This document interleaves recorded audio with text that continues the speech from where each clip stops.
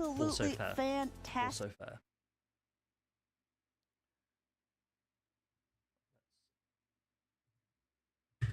Refresh. Let's go ahead and take a look. It's Rise to Occasion Here we versus go. Existing Monkey. Yeah, Existing Monkey has had one of the most interesting team compositions, go. I think, in this tournament. Being able to just utilize that A weird Abomasnow so Umbreon well, having a matchup. Prediction. I'm just going to get the prediction up, okay? We'll get Rise, the winner of game 1. Oh, this is a best of 5, remember. Nope, winner of game 1.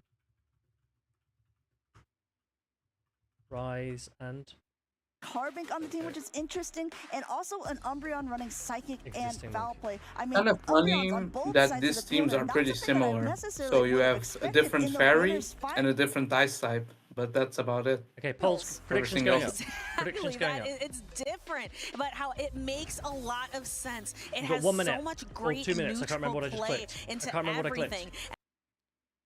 And like you mentioned, that I mean, Umbreon, Danny, that double Wiggly dark has no horse hard of answer, but besides Annihilate and Umbreon, he doesn't the really beat Abomasnow as anything well as the either. Annihilate. Yeah, we have seen So, a lot of this. I'm Well, not sure how good it is. I'm wondering overall, as just the Umbreons in general. Stream is being not Neither very one of good. them are going to be able to hit each other very hard. The Foul Plays or the Psychics or the Foul Plays or Dark Pulses aren't Wiggly doing has much. no hard Rise to answer. Is there Occasion, no we've steel talked type? I didn't about actually him see quite his a few team. times Was there as no well. steel type in the Very team? No. He only has bulky neutral answers into Wigglytuff. Dugong and Wigglytuff both running Icy Wind, which is a 100% guarantee to lower your opponent's attack.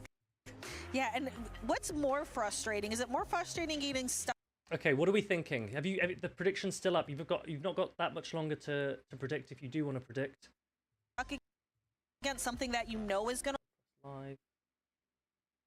Prefer to know for sure, right? Of course, you want to play to your win conditions, and if you know that Stream buffer. Maybe try Twitch again. something is If going to that works. debuff you, it changes things less, and it's like, okay, I need to rely on this debuff to let it happen. Looks like these trainers are tapping their screens. They are getting ready to go. Okay, can you see that?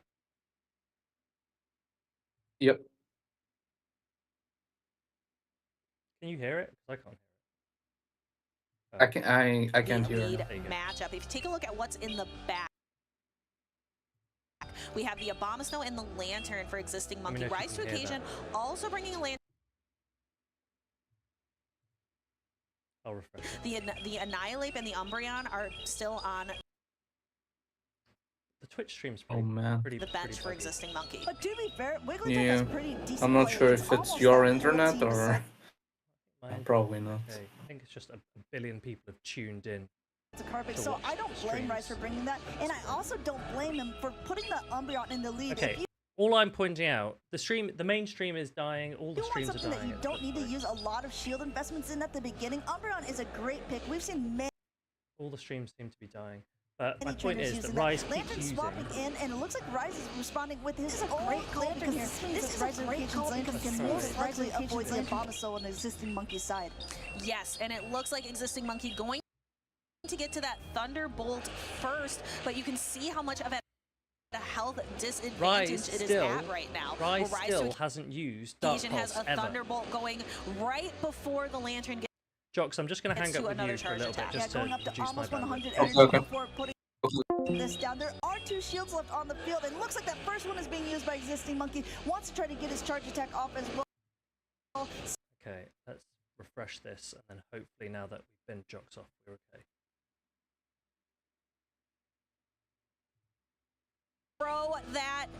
throw the bait. Now existing Monkey has to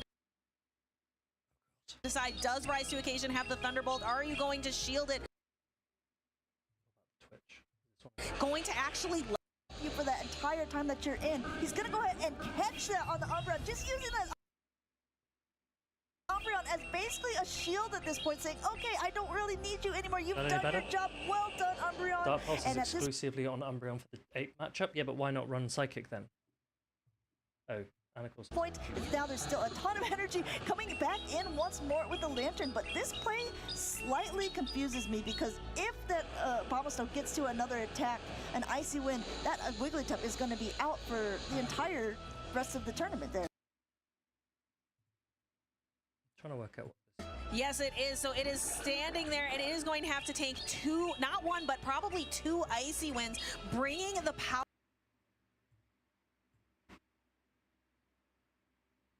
Close the browser? Okay. Let me just close for a second. Let me close for a second. Let me try and get a new one.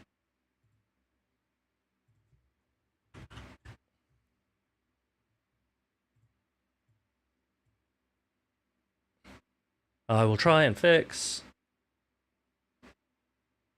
Maybe on another page, team, it might be worth just opening the YouTube so you don't miss this while I fix this.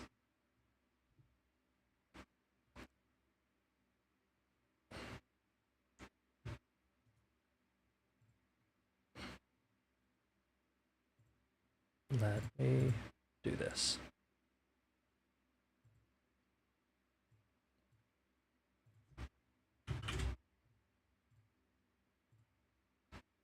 Right.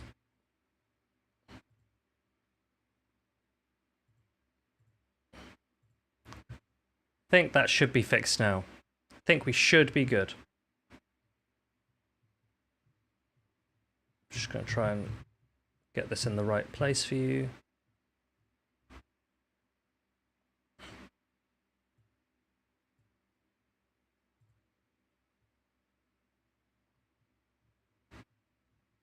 What's the zoom you need?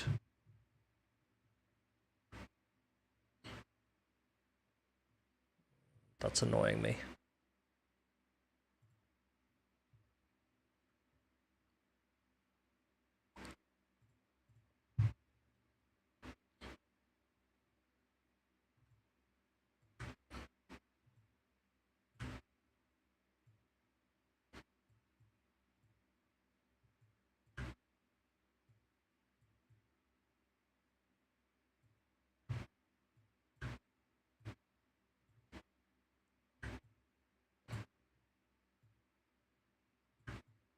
We're happy with that?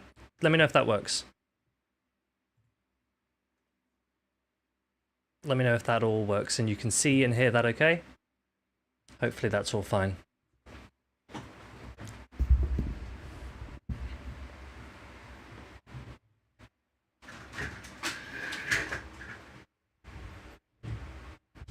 Oh, you can't hear it? One sec.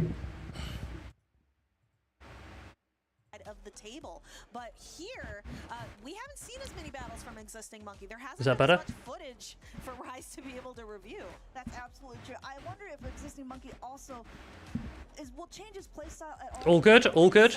I still sound fine? You can hear that? Good. Let me know if any issues. Or to bring that Umbreon and maybe in this secondary matchup, because I mean, obviously, since it does so well against those Pokemon, maybe that was Rise's plan a little bit. Like, okay, if I have one of these Pokemon, maybe I can bench it for Game 2 or Game 3. You know, the rest of it, because it's going to be so top of mind. Right, what are we thinking then? I need to get some predictions back up. And here we are down on the field of battle. We are in Game 2 of the Winners Finals, and we have a great lead for Rise to Occasion. We have the fighting type Annihilate up against the ice type Abomasnow. We see Existing Monkey immediately peeling out of that matchup. Looks like Rise to Occasion going to want to get a little bit of chip damage, looking to stay in this matchup. This is a best of 5, remember. Probably he's going to be wanting to bring in his own lantern into the mirror, perhaps, or just stay in. Yeah, I think at this point it's kind of difficult. He wants to get as much chip damage as Catch! possible. Which is even better for Rise to Occasion here. But the fact that he saw both the Abomasnow and the Lantern, it makes it a little bit nerve-wracking for that Gligar in the back. Definitely wants to take out at least one of the counters and make sure that they can go back in. But you know what we see here? We also see that there is going to be a There's a Carbink. There's a Carbink on our screen, team. There is a Carbink on our screen. I am really interested seeing that Carbink. It's not up against like the Umbreon or the Dugong that it really wants to see. So I'm really curious how this is going to play out now that Rise to Occasion has knocked out the opposing Lantern. All shields are still in play. The Abomasnow isn't really in a position where it can fast move down, so it's going to have to throw some energy at some point. I think if you're Rise to Occasion, you probably don't want to swap out of this. I think Rise is good here, right? Lantern goes down to this Abomasnow. You can align your Annihilate back up with it again. If he swaps out, there's always a chance that that's Abomasnow will be caught on the Gligar later. Great counting by Existing Monkey right when the Nexus Surf is ready to go. Throwing this Icy Wind, knocking that Lantern out. And What do we reckon? I'll do a prediction for game with Annihilate on the Abomasnow. Yes. 3. So, but then we're going to see a swap out. We're going to see Gligar into Carbink, and that's not really what Carbink wants to be. Nothing that really the Carbink is going to be able to throw. Going to throw an Icy Wind here first. He has it, so figures why not make it this counter damage too. Just a little bit less, and not getting a shield from Rise to Occasion here. Wants to see what that back Pokemon is. It's going to be that Carbink. It's going to come in with the Gligar. Like we said before, look, this is not doing that much damage, and it mainly, you need to get up to the Moonblast, but the dig is also going to be important. If Rise is counting, I think he knows that it's not a Moonblast, but he wants to just keep that Gligar as healthy as Did he get denied? I didn't see it. Because he is at the dig and go just a little bit more in energy now before throwing the first one out. Yes, and we see Carbink so rarely in the play Pokemon in the official championship circuit here. I wonder, I'm very curious, what is the Carbink spread that Existing Monkey is running? Because the Carbink can reach a pretty critical breakpoint against Lantern that can flip that matchup in all shield scenarios, which is pretty big.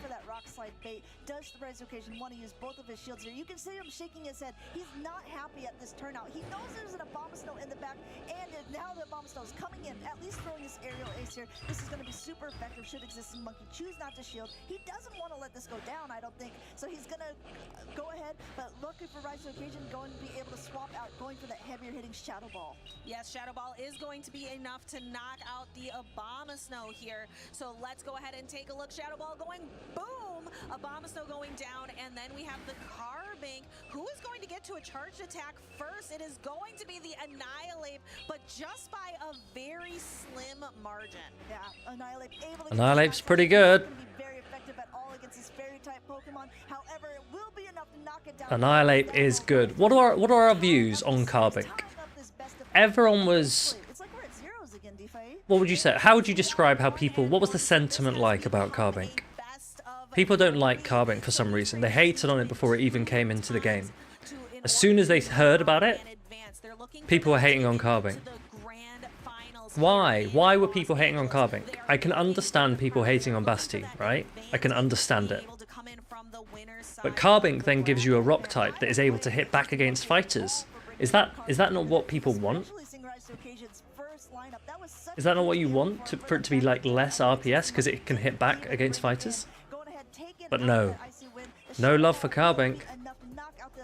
And here comes that race you were talking about, not between our dark horses of the Umbreon, but just a race between counter and rock throw damage. Is it just because rock throw is annoying? Yes, that was a lot closer. What could have happened for people to be like, yeah, Carbink's perfectly fine? We just saw like how potent that Carbink can be.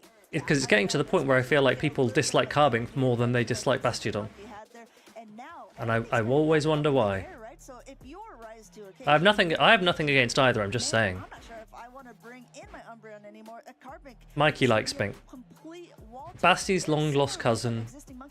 But I don't know, I just feel like the reasons for liking or disliking Basti don't seem to be the reasons that people like or dislike Carbink. It is a lot of mind games. Existing Monkey just might be showing like, hey, I'm not afraid to bring my Carbink. You need to keep that Carbink in mind and then just keep it on the bench, like continue using it as bench pressure as he's been doing this entire tournament. Yeah, I mean, I think at this point you have to wonder, am I going to double down on it? Because sometimes when it was annoying in Catch Cup. Okay, obviously since I won this, the other trainer is, you know, I actually had a Carbink for Catch Cup. I didn't really use it, but I did have one. Said earlier, I don't think it was the team comp problem. I think I just misplayed something or two. Maybe Existing Monkey is. I did have one. Okay, I should have had that game if I just were. I actually built a new Carbink just before EUIC, just in case I was going to use it, and I didn't. So this is an interesting matchup. A higher attack Carbink can win this. What Rise needs to really make sure he's doing is count. Track that Carbink energy exactly. You want to maximize energy as much as possible.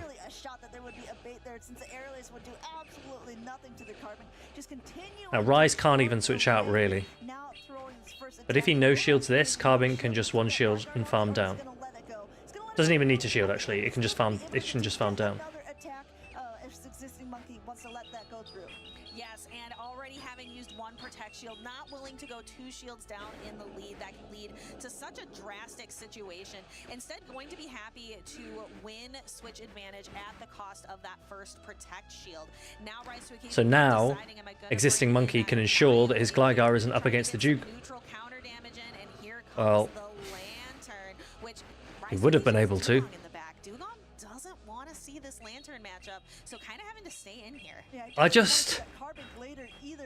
Team, if you invest shield in keeping Switch, don't do that.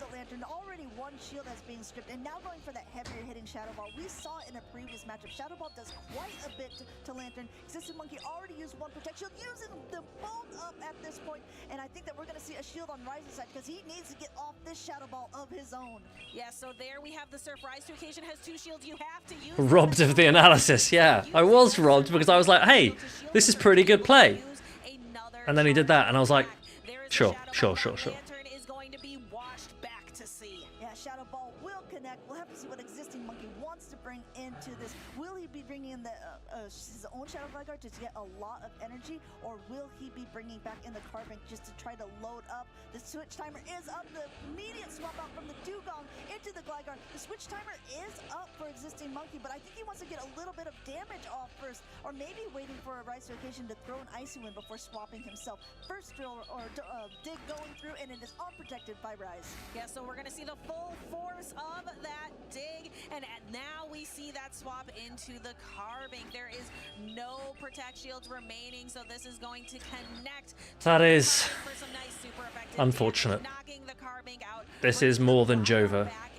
However, Gligar has no shields remaining. Rise to Occasion able to utilize this Dugong in order to knock the Shadow Gligar out and take Jox is not in the call. Jox is not in the call. Don't worry. It's not that he's just staying quiet. I'm still going to bring in my Dugong there, and I think Existing Monkey was 2-1 Rise. Whoever predicted that. Well done. Oh wait, Belly. None of you did. You guys, come on. Come on. Okay, new prediction, quick. Game 4 winner. Rise to Occasion stayed in with the Annihilate, because when you're up against an opponent and you notice them not switching out, that can often telegraph to you what You can have 1 minute. Absolutely. Let's go ahead and look at 1 minute. Go. Go. Really low here and knocking down that Gligar. This was that second Shadow Ball that you were talking about, DeFi. With no shields left remaining, it's going to knock out that Lantern, and it puts Rise to Occasion in a very good position here. Gligar trying to do everything it can, but this Icy Wind will definitely be enough. Yes, and now Rise to Occasion with that Dugong has put himself in a great position. He needs one more win in order to stamp his ticket into the grand final. What are we thinking? But Existing Monkey needs 2 wins back-to-back to say the same. The loser of this is going Mikey to is predicting the Wiggly.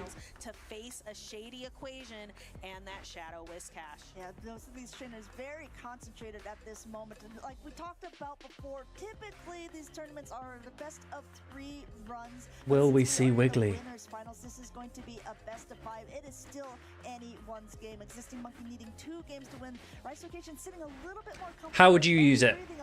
Mikey, how would you use it? Would you lead it? Would you put it in the back? Rise isn't bringing it.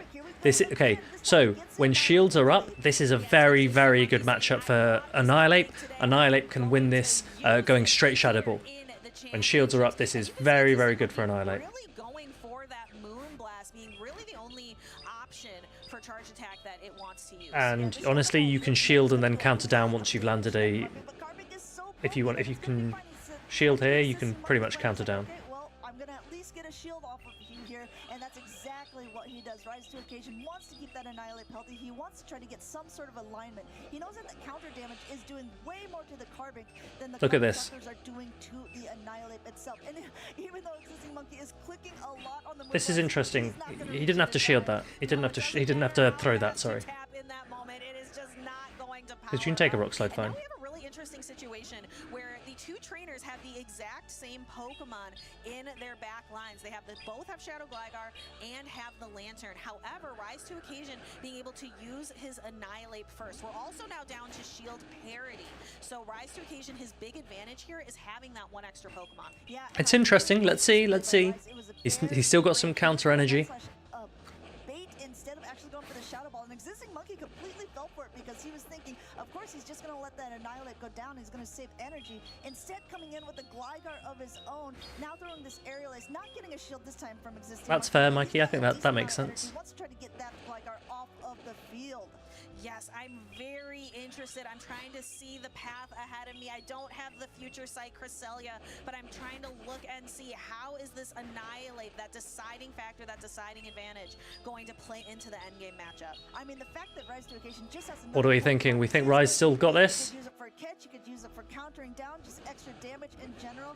These Sparks are not doing too much. I think he's going to have to end up using his shield here to shield up the dig. But because he does this, I think existing Monkey is just going to shield and completely spark down, come out with a lot. You reckon Rise has this? Maybe, maybe. Yeah, so existing Monkey now having this energy advantage instead of having a health advantage like Rise to Occasion's Lantern is going to be having here. Yeah, I think when he saw that Annihilate come back in, he's like, okay, I'm willing to sacrifice this energy advantage because I want. You're not sure, Danny. You're not sure. Don't pretend you're sure. Show me your third Pokemon, Rise. And there it is, but existing Monkey again having a little bit of an energy advantage, and Rise to Occasion is switch locked here. He can't use that Shadow Gligar as a sacrificial swap. As You're invested 100%. I think that's probably fine. I think that's probably fine. Definitely be able to reach a Thunderbolt, and there was a sliver of health that was a little bit lesser on existing Monkey's Lantern. Rise to Occasion might be able to end up going for a Surf after this, depending on how much. Catch is coming available very soon. Not soon enough. Who wins CMP? Wow! Wow! Danny knows. Danny knows Rise's lantern spread. Wow. What a game. What a game. I'm actually going to go quickly check what Rise's lantern spread is. I'm interested. I mean, that was great for Rise. That spark damage is doing so much, and Surf's up for that Lantern there, giving Rise to Occasion that win, and into the winners, the Grand Finals. Yes, going towards the Grand Finals. I was on the edge of my seat. I was holding my breath because that charge attack priority tie ended up being so crucial to propel Rise forward there. Let's take a look at that last battle. Yeah, going for that Night Slash again, not very effective, but when it's so low that the Annihilate had so much energy here. This is the thing. When lots of people talk about, oh, I've got a rank 1, I've got a high rank this, etc. That's fine. Especially in GBL, that can be fine. But if you're building for Show 6, and if you're using a very meta-relevant Pokemon, CMPs can be so important. So important. Well done to people who picked Rise. He has got himself into the Grand Finals. Yeah, I always build higher attack for Show 6. And then you just gotta make a decision. How much bulk are you willing to lose? You look into what happens. Run 15-0-0 mons in GBL? No, other way around. GBL, you can run higher ranks. In Show 6, people will lean towards higher attack. Yeah, Trent, that's a good point. That is a good point. When Sneaks and Denies were a thing, rank 1s were laughing. However, having said this, if you want someone that disagrees with my view on this, Kayla Peng is a big proponent of going high rank. His view is you just go for high rank. And it has basis. He goes on average, the bulk will help you out more than the CMP will. That's his view. So, advice from both sides, guys. It's up to you. Up to you. But definitely don't, if you don't have a high rank Pokemon, think that it's useless. Yeah, Danny, I agree with you. When you're expecting a mirror, you can at least account for it, right? If you run the rank 1, you pretty much give yourself, like, unless your opponent has the rank 1, you've got no chance of winning the mirror. Or you've got no chance of winning CMP, right? Whereas if you give yourself a tiny bit of attack, at least you give yourself the chance. You give yourself the chance. You don't need to necessarily give up loads of bulk, you give yourself the chance. occasion. Will that Rise victorious, or will existing Monkey stand on top and go into the grand finals to take on Rise to Occasion once again? Don't go anywhere. We'll be right back. Nice. Nice. Right, we've got 5 minutes. Shall I use a Bastiodon? I could use a Bastiodon if people want to see a Bastiodon.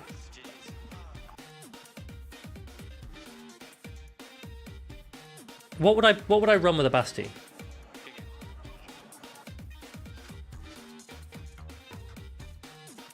Should we run? Come over here. Okay, we're gonna run. We're gonna run this funny Shadow Basti that I just built. Should we run Shadow Quag? Let's run that one. And Shadow Skarmory. Which team, Trent? Which team? The Diggersby one. That was a draft tournament that I was playing. Wait, we need to be sensible here. We need to be sensible. Trev, Basti, Shadow Drapion. Shadow Drapion? That's interesting. What about Annihilate? Annihilate's pretty good.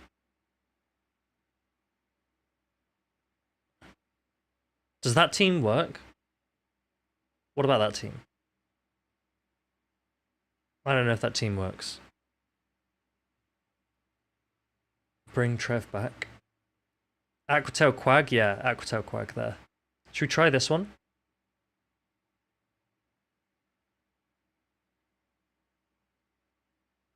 I don't know if this would work. You reckon this works? Okay. Okay. We'll try it. Lead, but Mikey, I literally just asked you if this works. Lead Basti. Oh.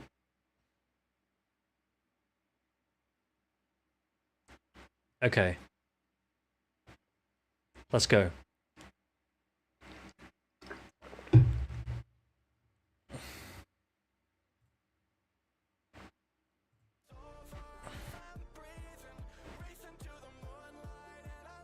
Okay, watch this. King Danny, I potentially apologize, or you're welcome. Okay.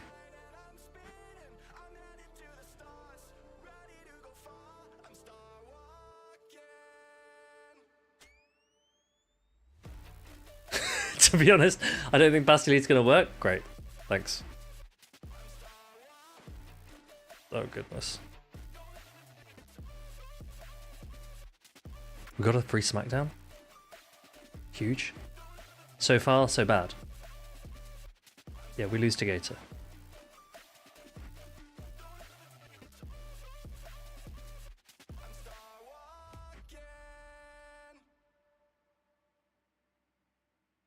How are we gonna deal with this team?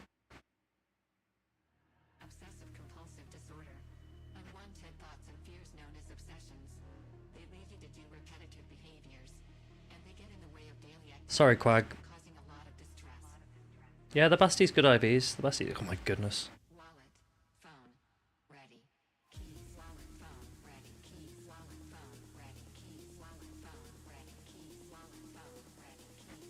This isn't going well.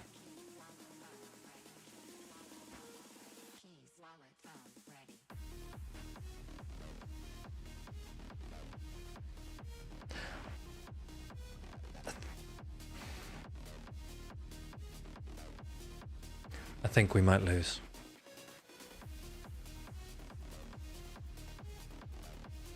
Unless they have Vigoroth in the back.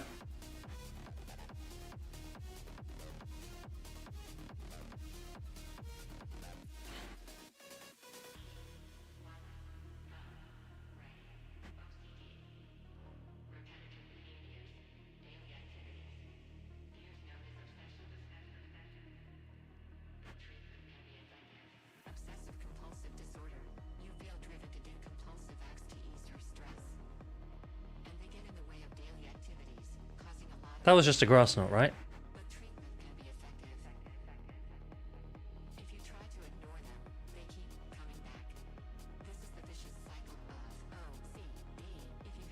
Interesting.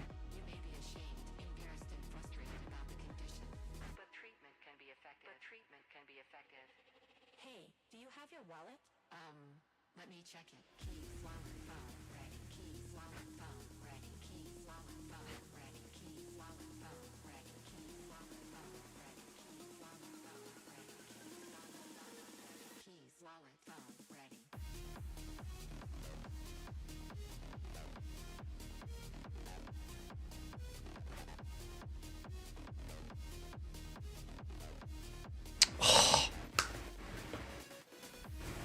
Dang!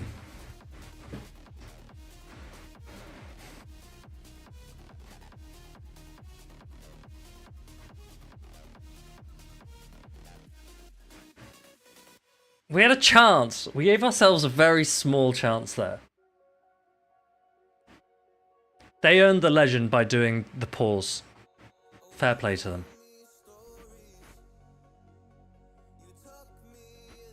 Right, let's get back to the games. Oh, now you say ape lead. To be at this point here in the tournament, and he's done so well with a very signature Pokemon as well here with this Carbink. It's been very curious to see how it performs. Some good matchups, some not so good matchups, but he's been consistently playing it throughout. I felt like it didn't really perform up to his expectations in that matchup against Rise to Occasion just now, and I'm not sure about how it's going to stack up against a Shady Equation. Has to watch out for things like that Skarmory and Whiscash core that a Shady Equation has been seen. What are we thinking? A Shady Equation versus... Okay, this is another best of 5 team. So we'll do game 1 winner. Game 1 winner. Choices are Existing Monkey and a Shady Equation. You can have 2 minutes. Go. Go, go, go, go, go. You still think Basti was the way? Maybe. Should I have played it differently? Should I have let Basti go down? Is that what you would suggest, Mikey? You tell me. I'll listen. I'm here for constructive criticism. Much as he did on day 1, looks very good into Shady Equation's team. Shady Equation, of course, top cut Indianapolis just a couple of weeks ago. Last season, top 3 in Portland. He's here in the top 3 once again. Let's see if he can improve on that placement. He's going to be running the Skarmory, the Vigoroth, the Lantern, Shadow Whiscash, a Pokemon that has been... Alejandro, how are you doing? ...to his success, and then the Cresselia as well as the Shadow Gligar. Soap, you've mentioned it so many times, but he seems to be leaning on this team of the Skarmory, Vigoroth, Whiscash very regularly. That's right. Even if he doesn't bring those exact 3 to every game, I think he's going to be leaning on some of those picks. Top cut, generally, we refer to as top 8. Existing Monkey leading the Annihilate into Shady Equation's Cresselia. As a reminder, this is Unless the tournament reaches 256, in which you might say top 16 is top cut. Now bringing in this Umbreon, it is met by a Shady Equation's Vigoroth. This is great for a Shady Equation right off the bat, able to fire off this Body Slam before the Umbreon throws one of its foul plays. Umbreon, a very safe Pokemon in general for Existing Monkey in this matchup. This is probably its worst matchup right here, of course, taking those super effective counters. First foul play, getting fired off right here, not going to do a lot of damage. Vigoroth might even hang on with more than half of its health remaining. Yeah, this is maybe even a situation where you'd want that Dark Pulse, because foul play, you're going to need 3 of these in order to knock out this Vigoroth. Meanwhile, Vigoroth is just chipping away time and time again with these counters. Even a little bit of an undercharge there, maybe hoping to get some additional energy from that Annihilate later on in the form of a farm down. But no, here we have a Shady Equation getting to this Body Slam. I don't think this is enough to knock out though, so. Not sure either, but this Umbreon is going to have to hang on for 1 or 2 more counters if it wants to get off this second foul play. Looks like it does hang on, actually able to survive maybe 2 more counters from that range. Foul play coming through, and it looks like Existing Monkey going to be able to flip switch advantage here. That's pretty big. Shady Equation had the Body Slam, could have thrown it, maybe wanting to deny any energy, recognizing that this Cresselia should have a lot of play regardless of where it's placed. Even though if we take a look at the Shadow Gligar, with a bit of an energy advantage, can still find some ways to get some value into that Abomasnow. But I predict a quick swap out here, maybe throwing the Air Relay first to get one of the Protect Shields. Interesting. Is able to force the Protect Shield, so. Yeah, and I think Existing Monkey, realizing this Abomasnow going to be his most valuable Pokemon for the remainder of this game right here. Shady Equation actually staying in, maybe waiting for the Abomasnow to throw some energy. Looks like a nice overfarm. So, Shady's getting shields down here. Shady's getting shields down, and then Crest sweeps. I agree. I agree. this off. This is after one debuff, probably not enough to knock out, and Existing Monkey recognizes that, lets it go, and hangs on. And he's thinking that to win this game, he's going to have to land a couple of charge attacks, maybe with the Annihilate, but here's an Icy Wind coming through from the Cresselia. This might have the potential to make it so that Annihilate can survive one Moonblast, but he's shaking his head, not sure if he's quite going to be able to outpace these charge attacks. Well, you get the debuff, but at what cost? This Cresselia now has such At what cost, says Jim? that it puts this Annihilate at a bit of a disadvantage. Now that said, this Annihilate is going to be able to reach a Shadow Ball before this Cresselia is able to reach the next Moonblast. This could be a game of baits here. Goes directed for the Shadow Ball. That looks like a charge attack priority on the Moonblast from Shady Equation. But you have to remember, this Cresselia is one stage attack debuff. Shady Equation actually tries to make a call. Lets the Shadow Ball go. Yeah, that's going to be... Oh, okay, it doesn't make a difference. Unfortunately for Shady Equation, only has this Gligar remaining. These counters are Doesn't make a difference. But for a second, I thought, hold on a minute. Will this Abomasnow be able to hang on? I know this is going to knock out the Annihilate. Is the Shady Equation going to be able to take this one? Powder Snow comes through. It's not enough. The Gligar hangs on. Dang, he almost. Existing Monkey really needed that Abomasnow to be able to get in one more Powder Snow. Maybe could have gone for the simultaneous knockout, but looks like a Shady Equation, like you said, able to take that game one by just the slimmest of margins. So I've said this before, but a Shady Equation seems to be one step ahead of his opponents. I think he was one step ahead of me as well. I'm seeing some of these plays, like not throwing the body slam on the big That was ball, close. and then also not shielding what could have been a Shadow Ball there. 5 HP in a dream. That's the new button they should add, Trent. I agree. No, he knew exactly how much HP was still on that Gligar, and it was able to win that game for him. Yeah, tie would have been massive to claw back there. Didn't necessarily need switch advantage, and you see right here in this replay, he's giving it up, knows he has two answers, and Existing Monkeys and Island just had nowhere to go, really needed the Abomasnow to do all of the heavy lifting there. Yeah, and that Gligar did so much work at the red HP, able to not only take out that Annihilate, but also survive versus this, versus that Powder Snow. So I think we're moving right into game number 2. Get your predictions in quick. We're already starting. We're starting. Looks like he's got the Umbra Neutral lead. in the lead instead of in the safe swap, matched up against a Shady Equation's favorite one. Again. Look at Shady's crest is going to do bits, so Existing Monkey's going to need to bait out the crest. It's the only way. You can Brave Bird, but he's actually playing, he's trying to play out the matchup instead.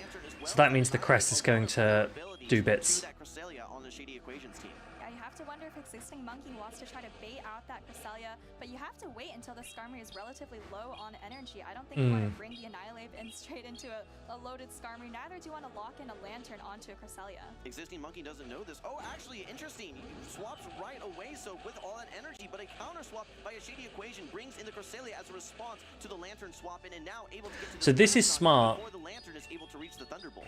Yeah, Grass not going to land here. This is smart from Shady. I guess it's easy from Shady. Time again, 2 Grass Knots is pretty much perfect range to take out a Lantern from full health. Well, I like the recognition by Existing Monkey, knowing that Umbreon is likely going to have some play later on, but on the same...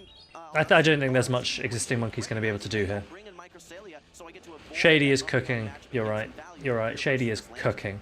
Grass not coming through here. This is almost Question is, can Shady, if he does win this series, maybe gonna come in with the Umbreon and try to finish it off once flip a bracket against Rise? He wants to get to this foul play before a Shady Equation is able to reach the Moonblast. Throws on, could have maybe been a slightly better timing there, but still, I think that one foul play is going to be very close to knocking out this Cresselia.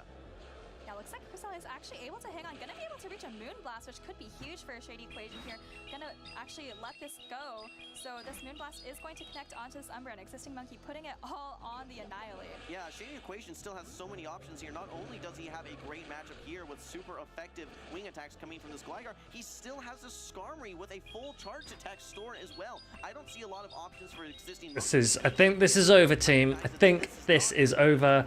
Existing Monkey has a big hill to climb. A big hill to climb if he wants to come back from this.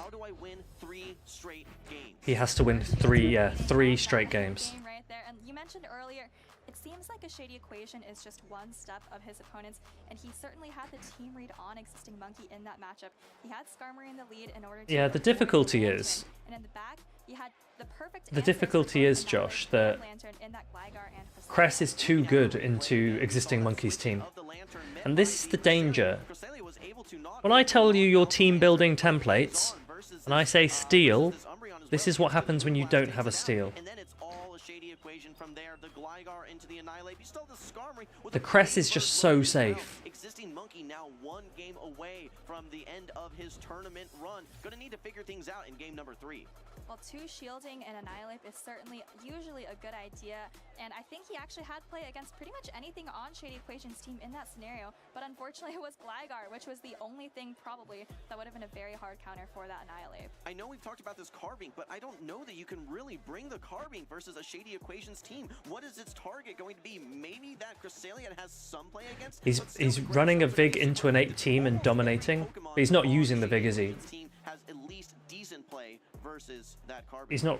He doesn't even need to use the Vig because he's just laughing with that Cress. He can do. He's got so much freedom with team choice. With his lines of 3, he's got so much freedom. Finally, a good lead for Existing Monkey. He's got the Umbreon exactly where he wants it. Quick switch out by Shady Equation. Okay, with the energy advantage, this Gligar will be able to reach the Aerial Ace and force a Protect Shield from Existing Monkey, but you have to like this as Existing Monkey. You want to get your Abomasnow aligned versus this Gligar that takes double super effective damage from Ice-type attacks. You're not going to be able to farm all the way down. In fact, you want to get a debuff out as soon as possible. Yeah, he can use the Vig, but he doesn't need to, right? Looking to try and get that next Aerial Ace off. Actually, Protect You Shield, definitely can't use it as a safe swap. like you said, it's a little bit ahead on energy compared to this Abomasnow. Looks like a Shady Equation is over farming, maybe wants to give minimal farm to something that might come in, but Existing Monkey is putting up his second Protect Shield here, probably going to go for the full farm down. What's important for Existing Monkey is to make sure this Umbreon stays on that Cresselia, and more importantly, he doesn't know this yet, but there's a Lantern that might get a line versus that Skarmory as well. I think for a Shady Equation, if he's going to try and close out this series, it's going to need to be on the back of this Cresselia. Let's see if he ends up prioritizing and bringing it in. No, actually brings in the Skarmory. This is great information for Existing Monkey. He now knows the full team for a Shady Equation. He is down his shield, but it looks like alignment was the more important advantage to have in this game. Looks like he might even be able to reach another Icy Wind right here, throwing it at the last possible second to minimize the Steel Wing farm down by a Shady Equation, so nice precise play there as well. Well, for a Shady Equation, the Skarmory wasn't going to have any play whatsoever, so I like the sacrifice of the Skarmory, knowing that now this Lantern's going to get matched with it. Immediately brings in the Cresselia. Up a Protect Shield, though, you do have access to Moonblast. Probably not going to be able to fire it off before we see the foul play, but no, actually just before is able to reach this Moonblast. You need to knock out this Umbreon and still have enough HP and energy to take out the Lantern as well. Yeah, this is smart from Existing Monkey. He brings Ape, and then he drops it. Stan, how you doing? You're able to tank 2 of these though, but keep in mind you Just top left.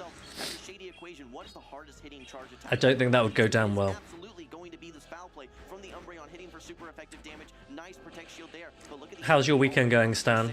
Let's not forget about this Lantern still hanging out in the back for Existing Monkey. Absolutely. I think even if this next foul play from the Umbreon doesn't quite take out the Cresselia, the Lantern can absolutely clean up this game for him in order to keep him alive in this tournament. Foul play coming through right here. Again, probably not going to be able to take out this Cresselia, but certainly do enough to close things out. This Cresselia has to find a way to get to 2. Oh yeah, so yes, of course you're moving. Lantern. And while it has some energy right now, you're taking super effective snarls, and you're so close to getting to this next foul play. Have to throw the energy, and I don't even know that you're going to make it. Nothing would happen. They just might get a little slap on the wrist and say, look, can you not do that because it's not good for the stream. And then that's Skarmory as well. This is a great response by Existing Monkey. Good recognition and great team that he brought here in game 3.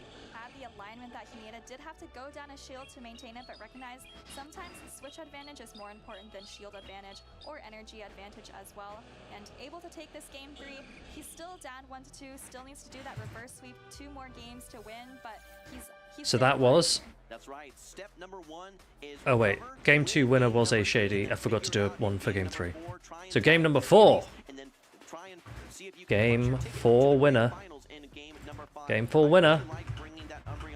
Existing Monkey and a Shady. It's going to be interesting now. How do you adapt knowing that the Ape got dropped? Do we now see a Vig, or does the Ape come back? That's the question. Yeah, ideally you don't top left, and the reason is this is a showcase for viewers, and generally speaking, people want to see the outcome of a game, especially for the person that doesn't know matchups like particularly well. If a player just top lefts and leaves, you're like, well, I don't understand why. What happened there? So it's just cleaner for the production to have it all smooth, and also like you don't want players getting off the game page and things because you don't know what the production team can't control what's on the phone and things, so they would have to like quickly cut away and things. It's just they just prefer it if you don't top left, but occasionally it can, like when Logan did it, it was a bit funny and you just let it off as like a one-off. Yeah, it's also, I also don't think it's particularly respectful, but if it's in the final game and it's like super obvious and it would like really drag it out, then maybe fine. I definitely wouldn't do it here, and you definitely cannot do it if you still have a Pokemon in the back that you're top lefting to not reveal. Not allowed to do that. That would be, you'd get a bigger slap on the wrist for that, to try and top left to obfuscate information. Yeah, stopping tapping is the more sensible thing to do.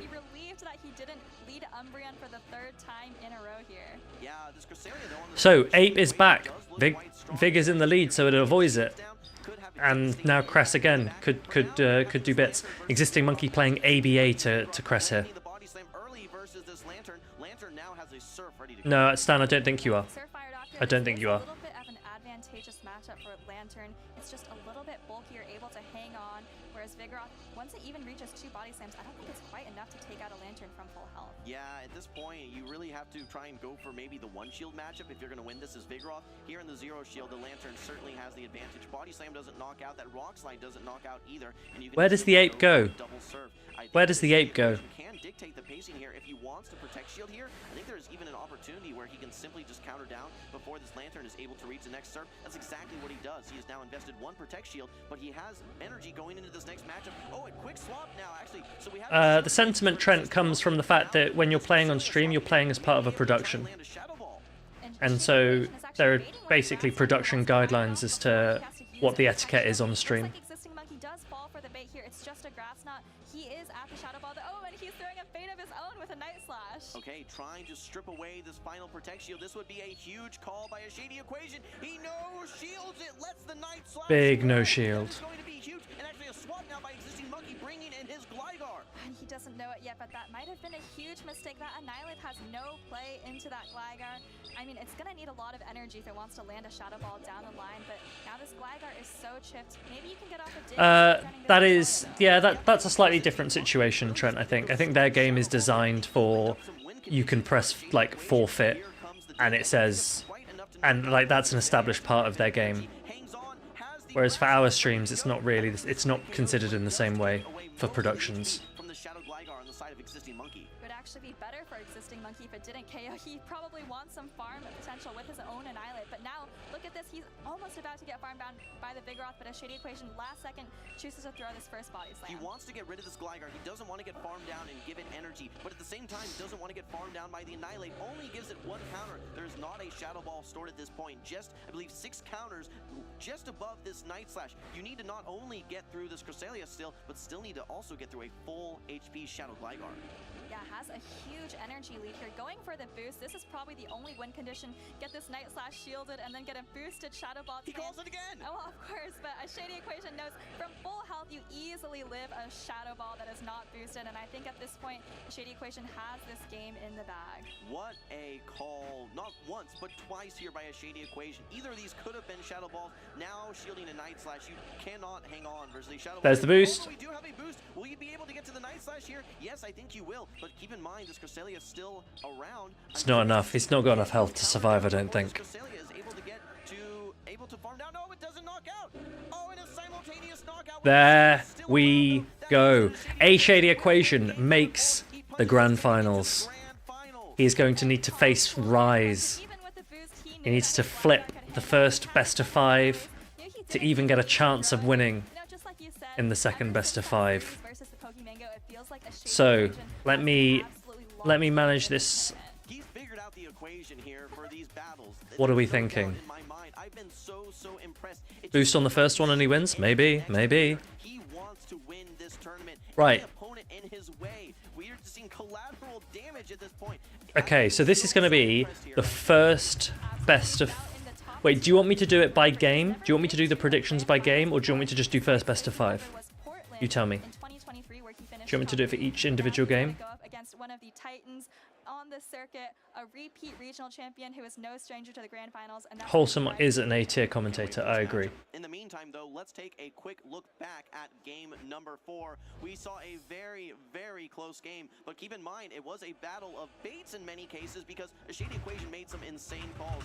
Late in this match, it's all on this Annihilate, and a Shady Equation not once but twice is having to make calls. Do I shield these Night Slashes? This was a huge moment, though, so. Yeah, this is a boosted Night Right, there's your prediction. Oh, Keith. I just did it first best of 5. But I've given you plenty of time. There's loads of time for you to do this prediction.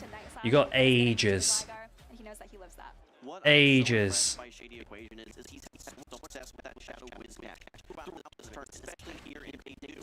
I don't think we saw in any of the games there.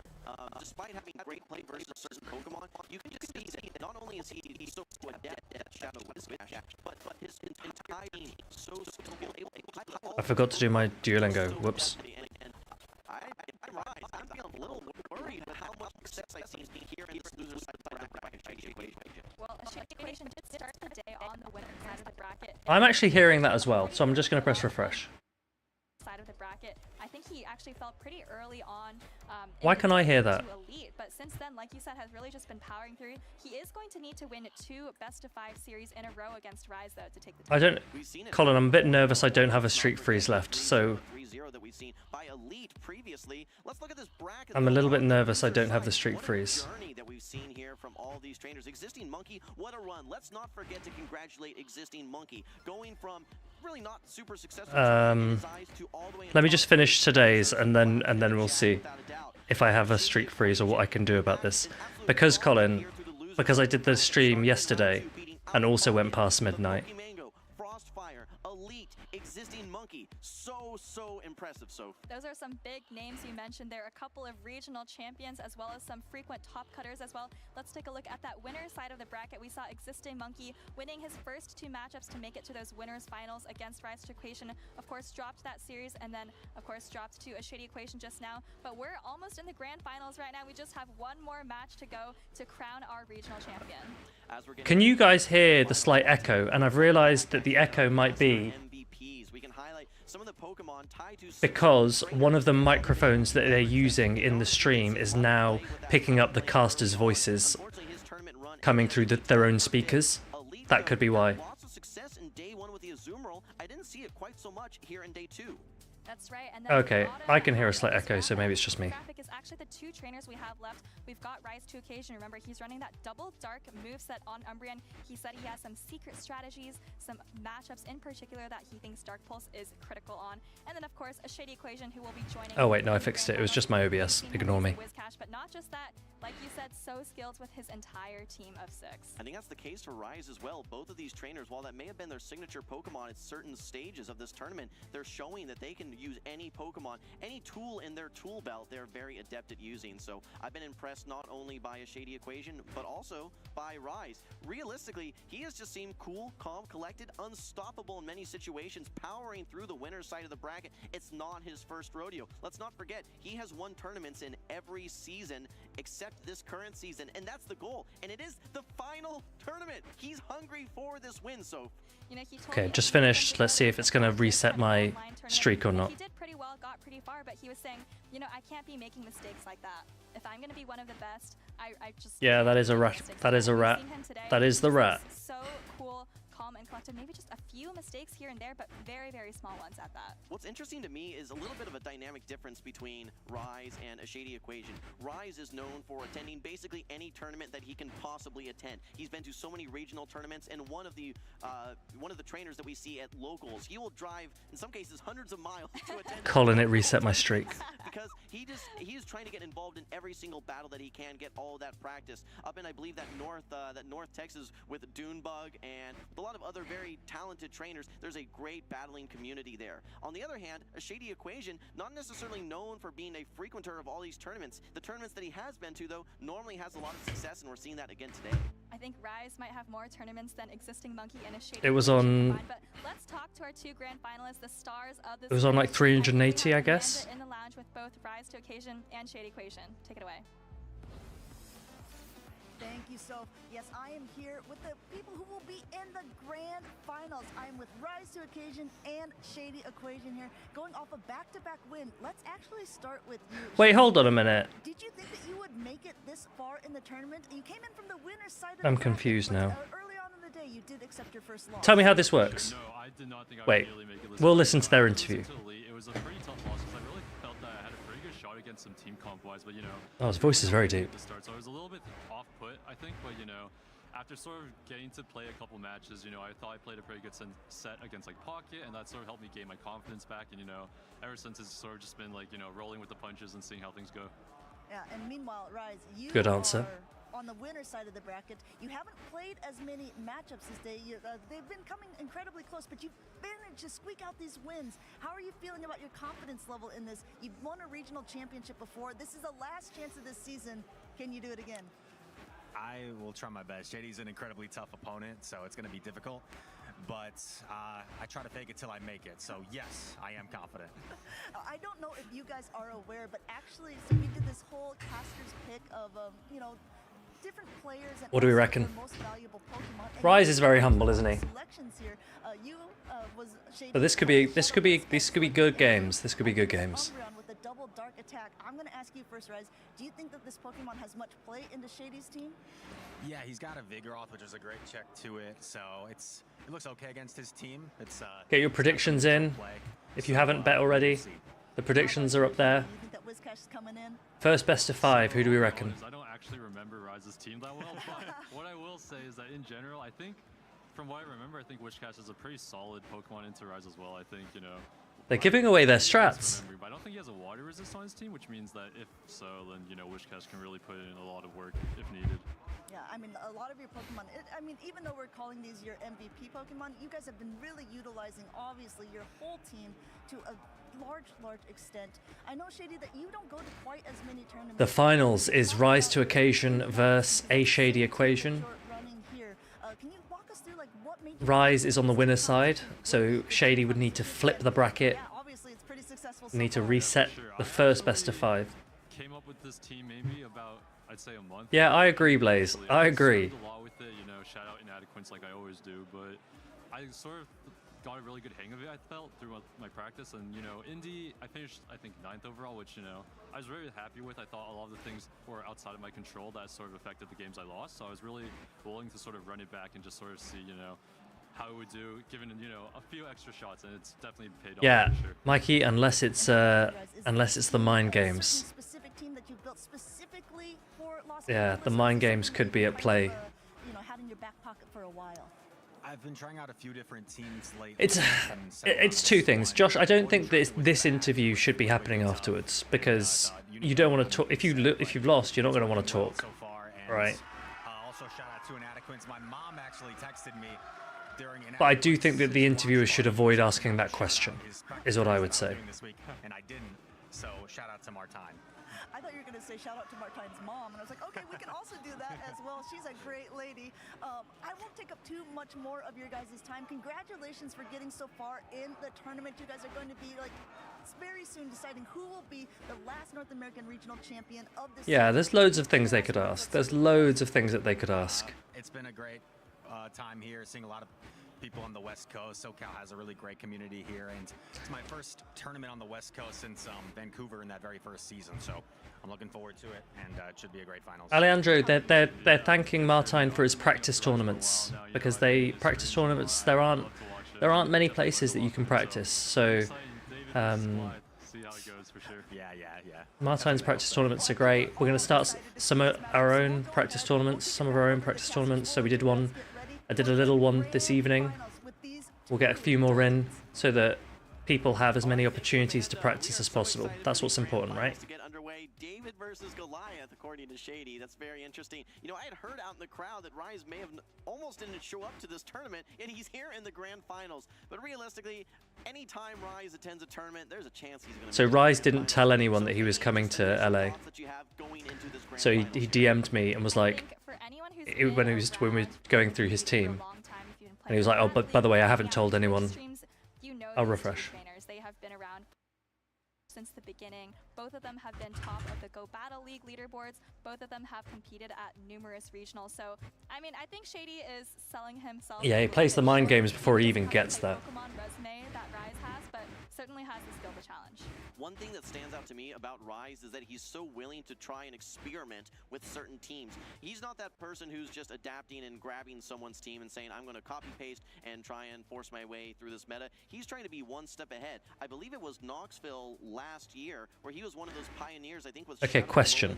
For my Duolingo, it said on my screen, it came up with like the 1, like as in you've done 1 day. But now it's still got my streak at the top. It's still saying 383. I don't know what to believe. I'm being gaslit by Duolingo. Just invested a shield in the Wigglytuff, forced switch advantage, and there is absolutely nothing the opponent could do. So I think Rise also is really. Is who doing NAIC? Rise? I don't know. I don't know. That's a compliment that I've seen given to Rise. So I definitely think it's true. Blaze, I'm learning Japanese. It was from Worlds last year when I started, and I just kept it going. Two Shields Charmer, that's the Go Battle League strategy that we see very regularly. So I'm curious to see how that Wigglytuff will perform. Oh, I see. Josh, that makes sense. That makes sense. But when we see it, it's normally very impactful. Omoshiri. Blaze, are you doing Japanese as well? The only one that we really saw Colin's doing it. was the Clodsire from Big up Colin. Colin's actually overtaken me. Despite me starting earlier, because he commits to it. And I just do my 1. Says 383 for you too? Good. I'll do it tomorrow. How good is Duolingo to learn a new language? I don't know. It's never going to be as good as just living in the place that you want to speak for like 6 months. You'll learn little words, but you won't be able to do any form of conversation. You'll just be able to recognize. It's a very different kind of memorizing to actually speaking. What are we thinking? What are we thinking?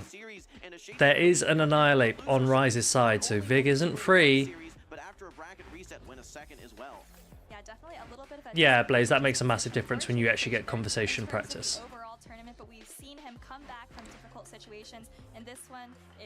Stan, you reckon Rise takes it? If I'm putting one matchup out there between 2 Pokemon that I think will be the spotlight, I'm expecting the Shadow Gligar from 3-2. First set, 3-2? Sure. Curious to see how that matchup may play out. But let's take a look at these teams. We have Rise, who has so many times relied on 3-1. Okay. 3-0. Interesting. Is Rise going to win with a Dark Pulse Umbreon? And if so, the question that I would like for the interviewers to ask him is how many times did you throw Dark Pulse in this tournament? That's what I want to know. Might look pretty safe into Rise's team. Yes, there is the water resist on the Dugong, but you're still able to spam out those neutral mud bombs. Bracket reset and then Rise takes it. That'd be good. That'd be a good watch. Answer to Wigglytuff, of course, the Vigoroth, Lantern, and Whiscash that he's been relying on as well. Yeah, I'm curious to see. There are some overlapping Pokemon here, right? They both. We're getting some very specific predictions in here, and I like it. I like it. However, Vigoroth versus Lantern, or sorry, Vigoroth versus Annihilate. A Shady Equation has used so much Vigoroth throughout this day too. I don't know if it's going to be Colin, this is going to be you and me in Bologna. All right, don't worry. Cress and Cash look good for Shady. Yeah, he mentioned that in his interview, didn't he? He said Cash looks pretty good. But you have to watch out for that super hard counter and the Annihilate. Same story for Shady Equation's Gligar, by the way. It's really safe into Rise's entire team, except for that Dugong. Okay, one key Pokemon as well that a Shady Equation has been unleashing into several matchups is the Cresselia. It'll have some nice play into that Annihilate. Does quite well versus the... I don't know, Mike. I don't think Rise hasn't seemed to play his Wiggly like that, but let's see. In the Twitch chat, let's get some hype in the crowd. It all comes down to this: Rise versus Shady. And Rise has that Shadow Gligar in the lead, and Shady has that. Cresselia is such a neutral matchup, but we've seen this play out a lot of times. Both trainers are going to need 2 charge attack to finish this matchup. Mikey, who says he'll be on that grand final stage in Bologna. See you there, Mikey. See you there. Does quite a big chunk of damage, but this Cresselia is able to hang on versus both. Does not want to bait here. Does Shady goes straight for this Moonblast. A small chance for a debuff. Rise opting to no shield.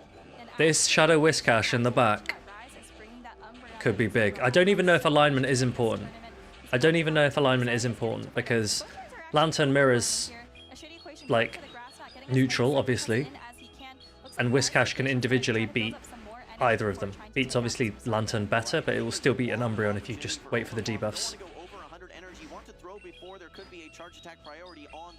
This is interesting though because you can't farm this down now.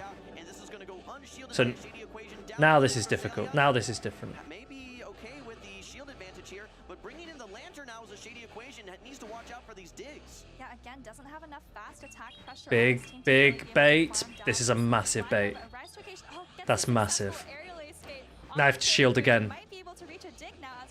But you have to fully farm down. Shady equation goes straight for that surf before you reach that second dig, but perhaps just the double shield Lantern strategy maybe spark this Gligar all the way down. But no, a quick swap from Rise, bringing in the Umbreon. There is no Skarmory that's going to be immediate. There is no Okay, Shady. this matchup is as a Shady equation.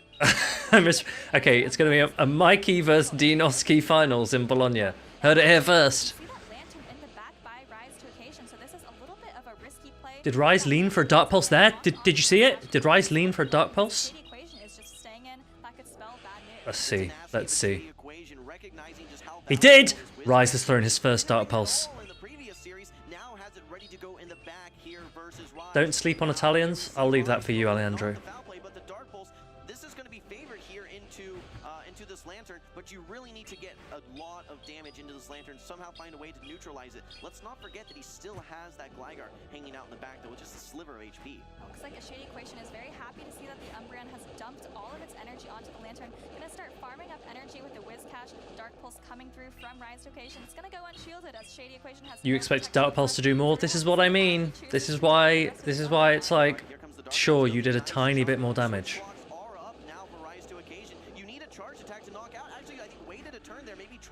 Charge attack. At this point, though, you're capped on energy as a Shady equation. You're not going to farm down. You're forced to throw energy. So Stan has never been more afraid of his travel award as he has been over the last 2 months.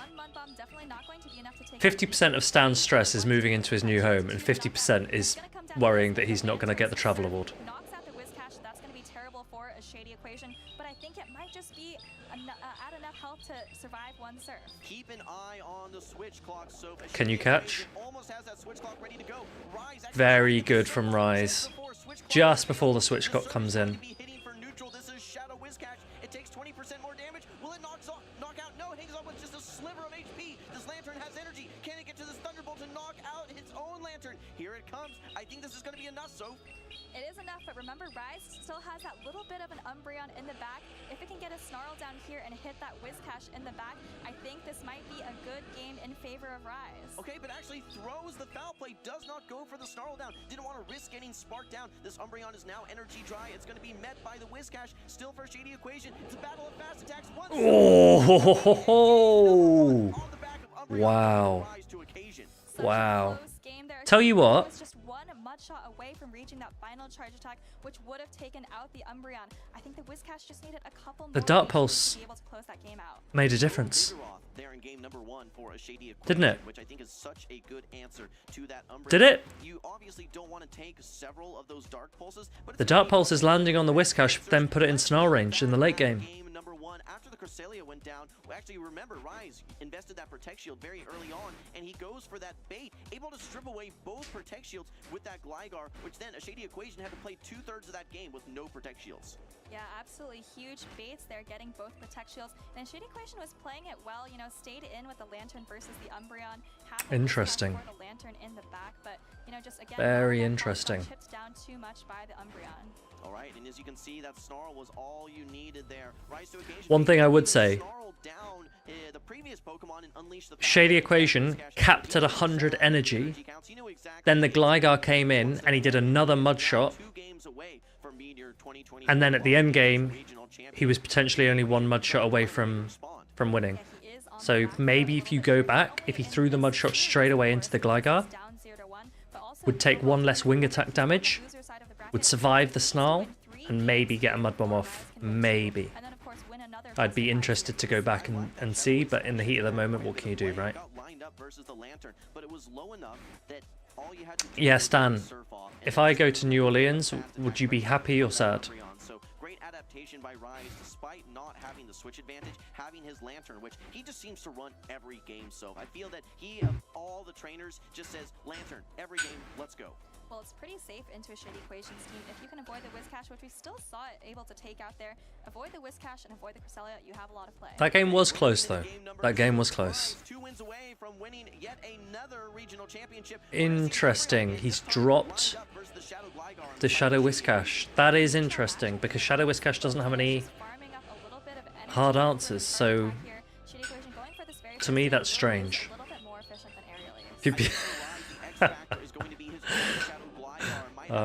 Play into not only that Vigoroth, but maybe the Lantern as well. Actually, a swap now by a Shady Equation, swapping in his Lantern to catch this charge attack from the Umbreon. This is going to be the foul play, so nice call there, and not really taking too much damage. This is actually going to bring out Rise's own Lantern now.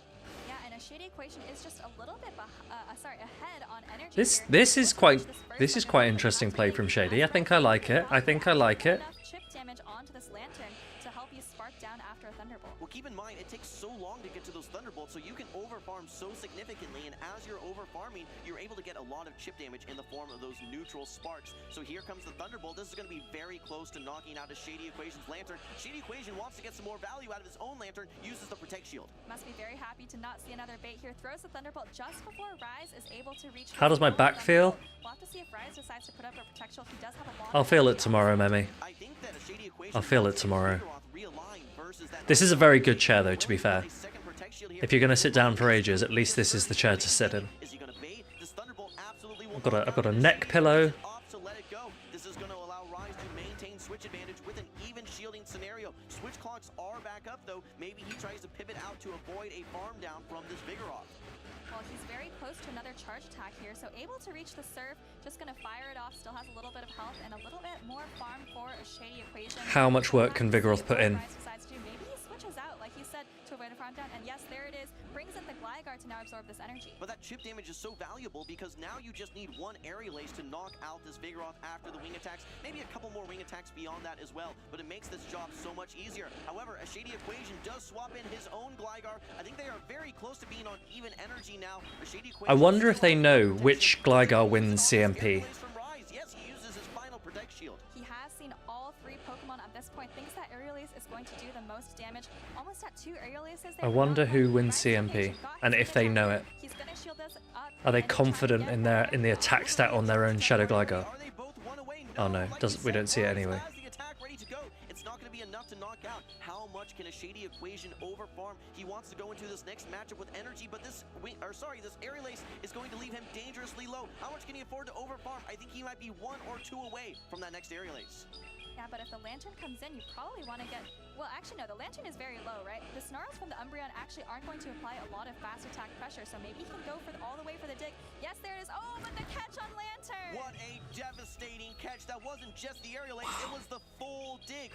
Gonna be absolutely wow. With a third shield in the form of this Lantern. Now Umbreon has a lot of energy and needs to get through this Vigoroth. Shields are down. You've got 2 foul plays, 1 Dark Pulse. Wow. You need to land not 1 but 2, and I think Rise has both of them loaded. A Shady Equation did get the body slam there, but it's not going to be enough. He needs a couple more counters. Not able to get them, and Rise is... That is insane. Huge catch there to deny a Shady Equation's energy. Tournament winning plays potentially there with that catch on the dig. So impressive. Now you just need 1... What a player indeed. What a player indeed. 1 game away from a regional championship here in our 3rd season of the Play Pokemon I maybe would have gone a little bit more wild about that catch than the casters did, because that was potentially championship winning catch. Yeah. Like you said, just one win away. He can even drop a couple more games and still be in the driver's seat in this grand. Yeah, I mean, he could have not thrown his attack for sure, because Rise still needed to get another snarl through to actually take him out. Another 3 games. That's 5 wins. Meanwhile, Rise simply just has to win once.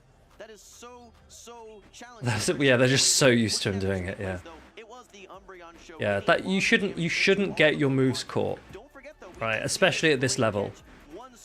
Shady threw on alignment. He didn't need to. He didn't need to.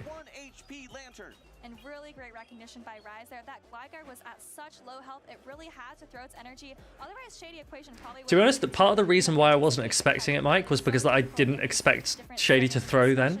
So I was like, oh, you know, it's going to be tricky to catch. Of a Shady Equation, what are you telling him to do right now? What is that major difference maker? Possibly the spark comes through, but to be honest, you'd rather that. You would rather the Gligar goes down, and then the Vig can at least get some farm on the Lantern back.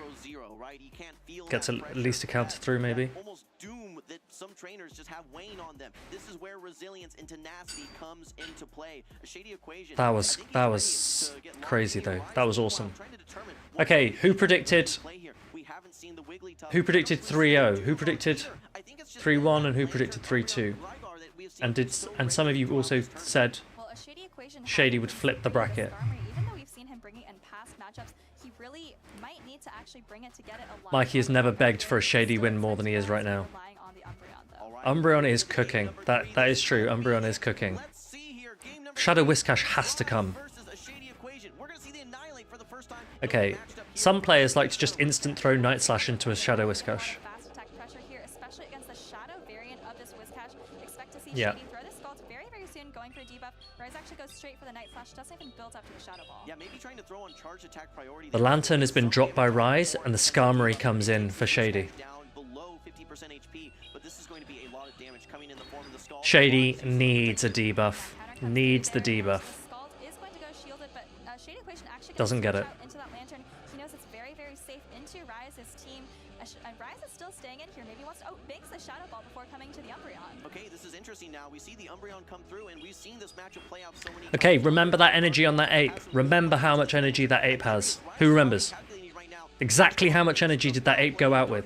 That's what Shady's got to remember. Okay, watch again. Rise is preferring to throw Dark Pulses into Lantern. This is the second game he's been doing this. Right, with a couple more snarls, that might be just the perfect amount of damage you need. Meanwhile, Shady Equation farming up a lot of energy with this Lantern. Gonna fire off a Thunderbolt here. I think you're gonna need a Thunderbolt and a Surf to knock 8, out 4. the Umbreon. So I think it's the ball's in Rise's court Between right now. 4, Mikey. Dark Pulse loaded, maybe even a little bit of an overfarm. You risk getting to the Surf, and I like the way, even though this is not If this Dark Pulse takes out, then fair enough. before this Lantern is able to reach its next charge attack, the question is, does Dark Pulse knock out? No, Lantern hangs on, has the Surf ready to go, but no, actually, I think had an over tap there, unfortunately. Maybe Right, well, Dark Pulse wasn't enough to take it out. had a full Surf's worth of energy. Yes. Goes down. And that could be devastating because Yes, you're right. The ape does have a Shadow Ball. So Mikey would be allowing that ape to do mad things. Instead, it would have knocked out that Umbreon. Instead, you get this chip damage into the Skarmory, and now this Annihilate comes back in. A Shady Equation needs to make a call, but no, he shields this Night Slash, unfortunately, recognizing that this counter damage is so imposing. You pretty much have to shield everything at this point. Yeah, remember Rise You have to call this. You have to call this. with a ton of energy. He didn't call it, team. Throw these Night Slashes because, like he said, Yeah. those fast attacks are really starting to add up. Shady Equation trying to overfarm just a little bit here, throwing this Sky Attack. Rise is shielding up. He knows that these counters and this Night Slash that he's about to reach are going to be absolutely pivotal. Look, Rise has to get through this Skarmory somehow. He does not want to have his Gligar locked into it. He shields down now, though, and whoa! Able to get the charge attack priority. Great counting. Night Slash would have been enough? Or no? Goes straight for this Shadow Ball here. This is going to take out the Gligar. You still have to get through this Skarmory, though. Will you get fast attack down? Do you have enough HP to take out not only this Annihilate? No! Here comes Wow. the Night Slash. Will this be be enough to knock out the Skarmory. And this might be it, Jim. This is a Shady Equations last Pokemon. Didn't even see the Gligar. Wow. Rise is able to take this series 3-0. Rise. Wait, hold on a minute. Wait, hold on a minute. Wait, hold on a minute. Hold on a minute. Hold on a minute. Hold on a minute. Hold on a minute. Was there a one-turn lag that allowed that ape to reach the Night Slash that it wouldn't have reached? But the question is, would it have made a difference? Was there some impacts on the game, or was that working as intended? All right, well, they're still discussing the game. There is that moment you were talking about. It sounds like there might have been... Was there a little bit of lag that meant that the ape reached the Night Slash when it shouldn't have reached it, is the question. Score is still at 2-0. I think the judges are going to take a look. It is possible that it's not over. Yeah, if this would be a huge turning point. In fact, this has happened once before. Let's not forget, going back to a Shady Equation versus Pokemango, when he was essentially down and out, we did have that dispute that was successfully overturned, and we saw a Shady Doesn't Gligar just dig the Skarm? Yeah, but... So he's been able to dig deep before. Yeah, maybe. Because the Steel Wings and a Brave Bird probably wouldn't be enough to take out the Gligar. I'm not sure. Maybe it would have. I don't know. I never used normal Skarmory. I haven't got a clue. Yeah, Brave Bird probably wouldn't have taken out the Gligar. Let's have a look. One. Okay, there is a delay. Yeah, there's a delay. There's a delay. So they might rematch it based on that, but they might also say you didn't have enough health to take out the Gligar. Because you would have need to do, you'd need to do 4, do a pause, make sure it's not caught. Would 4 Steel Wings and a Brave Bird take out a Gligar? Probably not, right? 4 Steel Wings and a Brave Bird don't take out a... Does it? 4 Steel Wings and a Brave Bird, does it take out a Shadow Gligar? What do we think? Do we know that? And keep in mind, there's still the opportunity to make a catch attempt, I believe, with the Umbreon as well. Yeah, but the Gligar has no energy, right? We're taking a close look at this. I mean, we know The Gligar has no energy, so you need to do 4 Steel Wings, and then before the Aerial Ace, then you throw the Brave Bird. Yeah, it's possible that It doesn't. If it doesn't, they're going to give it to Rise. Like you said, maybe even a catch attempt. Maybe the Gligar is able to hang on as well. But you know what? If you look at Rise's backline, I think the Shadow Gligar might be the only thing that a Skarmory could think about even one-hitting from there. I think at this point, if you're a Shady Equation, you know that it's not in your hands. It's up to the judges at this point to determine. I'm going to quickly check. I'm just going to have a quick look. Stay prepared, ready to go into that next match. Skarm. Get the opportunity. Here we go, the Skarmory. Gligar. We are going to be seeing these fast attacks, trying to see, are they synchronized? Are they out of sync? It's so close, hard to tell. So I think they're definitely out of sync, and the question is more whether it was actually impactful. Looks like no way. The review is not even close. And a Rise to Occasion is in fact not even close. We have it, team. We have it. The judges can check PV Poke. Yeah. Our man Rise. That was awesome. 3-0. Not only a 3-0, Josh. Wasn't it a 3-ball? Disappointed with his performance in practice, and here he is winning the final regional championship. Wow. We're still going to see more of him at NAIC and Worlds, but congratulations. Yeah, the winner takes it all. His name into the history books. That's 3 regional championships. Yeah, and that first season there were only 3 regionals, I believe, as well. So that's exclusive. He has legacy titles, you can say. He has a legacy title, says Jim. That's quite funny. That's quite funny. I don't think he's disappointed at this point. No, I think he's pretty happy. I think this is exactly the performance he was looking for all season. That is awesome. Rise to Occasion. What a season he has had. What a season he has had. That is a regional win. He's become a caster. He's streaming loads more. His content creation is up. That is huge for him. Very happy for Rise. I feel like he brought in almost every single game, and especially in mirror matchups, and I think he's got a pretty good shout to say, hey, look, Dark Pulse Umbreon. Dark Pulse Umbreon.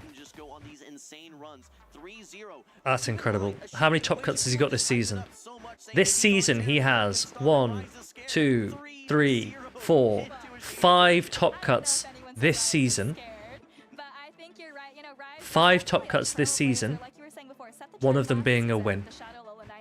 And here, you know, making a very unconventional Which is mental. Himself. He has the Umbreon, of course, double dark moveset. I think he really pioneered that, maybe brought Umbreon back into the ether of the Pokemon Go community, and, you know, running it all the way to the grand finals. Also had that Wigglytuff, the double water, as well in the Lantern and Dugong. Is Rise the only player to have won a regional in every competitive season? I agree. Let's revisit some of those plays. I don't know. Who were the winners of that first season? I don't know. I can't remember. I'm next. I'll win Bologna. Yeah, heard it here first. I'll win Bologna. Don't worry. Don't worry, team. I'll win Bologna. We see this Gligar, I think, getting a successful bait with this aerial ace, taking both shields and then finding ways at the end of the game to win. Yeah, Bish. Why the 2 dark moves on Umbreon? Maybe he'll answer us. But he was throwing dark pulses into Lantern there, and it looked like it worked. It looked like it worked. I know we've talked about that Umbreon so often, but in game number 1, Umbreon able to hang on. It's so bulky. Game number 2, though, we saw some nice plays from a Shady Equation catching this foul play, but Rise had the response and yet again brings in his Lantern into this mirror matchup and had such a great match. Shady did overtap a Surf, but I don't think that affects anything, right? Oh, I forgot about the catch here, absorbing the full dig into the Lantern. And that was actually huge because a Shady Yeah, the in-game shirt this year just doesn't exist. was able to outpace it to But it has been data mined, so maybe it'll come after the season. By Umbreon to close out a game. Game number 3, Umbreon is back. That was awesome. Those are some awesome games. Let's see what I want to hear Rise's interview. I also want to watch the closing ceremony. They don't get the advantage of using ABBA references. costing him a charge attack and then having, of course, to take an extra bit of damage. I wonder who's going to do the closing ceremony. It's going to be Amanda, right? It has to be Amanda. It's obviously going to be Amanda. Yeah, so that Lantern on the side of Rise, I think it was just so strong throughout this entire tournament. Maybe so strong, and he used it so much, perhaps scared away that Skarmory in those first couple of games by a Shady Equation, a Pokemon that he had leaned on extensively in this tournament run. We didn't see any Wigglytuff, though, from Rise. Maybe a little bit disappointing, but just like you said, he's been a pioneer with some Yeah, the Wigglytuff just ended up being a lot of bench pressure, right? Congratulations again to Rise. Well, we've talked a lot about Rise. Or was it? Was it even bench pressure? Did anyone really panic about Wiggly? I don't know. Here are our final standings. Our Screenshot this.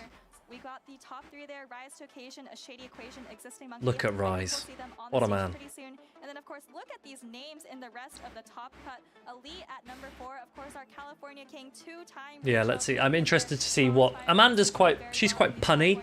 I'm sure she'll come up with some good one-liners for her closing ceremony. We'll be able to see them in Hawaii. I can't wait to see some of these trainers facing off versus some of the other trainers that we talked about very Someone grab a quick screenshot of this. We need to use it for our Bologna planning. absolutely stacked top 8. And cool to Anakor, see 2 Azumarill in the sort out your Draco Viz ASAP. top 5 from Frostfire and Elite. And we had some unconventional Pokemon from Mormon Matt. We've actually got some... Look, okay, again, I said it earlier today. I said it earlier. People were saying this meta has settled. That top 8 had a huge variety of Pokemon there. A huge variety of teams. Yeah. Knowing Anakor, he's 4 hours into his sleep, so... Catch you later, Colin. Message me when you wake up. Team building. Good to have you, good to have you. Having his best ever tournament. He's made top 3 before, I believe. Now here, top 2. Another incremental step towards that championship. An Existing Monkey coming out of... Oh, okay, Defai's going to do the... Defai's doing the closing ceremony. Go all the way to the losers finals and take 3rd place. Yeah, I love seeing these trainers do so well, you know, having their best performances yet, and I hope that we get to see more of them next season, maybe at some future tournaments. Anakor, what does he get sent to him directly from the organizers? He doesn't. He scrapes the teams, we prep them, and then we post them via Dracoviz. That's how we do it. DeFi. We are here today for the final award ceremony for the North American Regional Circuit. I am so excited to talk to you about these 3 trainers who have all had fantastic... Why do they only do 3 trainers in the US? What happened to top 4? First off, we have a trainer who it's their second tournament ever, their first top cut. Let's go ahead. I want to hear some noise for Existing Monkey. No ABBA jokes, but it was okay. They don't do top 4 presumably because 4th place player has left, has probably gone home. Sometimes if they've got travel plans, they just don't do the 4th. What inspired you to begin competing in this 2024 season? Yeah, it was really a lot of my friends that really pestered me to go to these tournaments. They really believed in me that I was good enough. So I've decided to finally make the journey out, and I think it really paid off this time. I think your friends were right. You certainly are good enough. How does it feel to have... Elite was not sticking around for 4th place. Elite came 4th and his dad just came and collared him, put him in the car. Everyone I played was really good. All the games were intense, and I'm reasonably happy with I like to see new players get on stage. Definitely a good feeling to be up here. I'm glad that you're feeling good. What advice would you have for trainers who are maybe watching at home on Twitch, on YouTube, and are thinking about, maybe I could try the official tournament circuit as well? What would you say to them? I say definitely just go out and give it a try. I think the best way to improve is by practicing, and the best way to practice is by competing. It's true. It's true. It's a really great experience. Get involved. All right, and I'll give you Get one last involved. opportunity. Any other shout-outs? You mentioned your friends. Anyone specific you want to name? Oh man, there are too many to name, but maybe in particular, Soph, Mango, DJ. I find the questions funny as well. I like how much time DeFi is giving them to talk. And I was just like, how you doing? And they're like, yeah, I'm good. I'm like, okay, bye. Motivate me to compete here. All right, let's hear it again for Existing Monkey. Congratulations. In second place, we have a trainer who is known for being consistent. He certainly has the equation to do well in these tournaments. Let's give it up for our second place, our finalist, a Shady Equation. You can go now. Yeah. No, I think as long as you don't hold the mic to them so long that they start like getting uncomfortable or awkward and they don't have anything else to say, but like these players are reasonably eloquent. Like a Shady Equation could talk for ages. Having gone to so few tournaments, it always feels like for you so much is on the line. How does it feel to achieve this finalist position today? Man, just being able to make grand finals is really a dream come true. You know, coming into the day, I always had high goals, but you know, being able to bounce back after that first pretty bad loss really feels good on my end. I'm really happy to have made it as far as I did. We are glad, and we were so happy to see your performance today.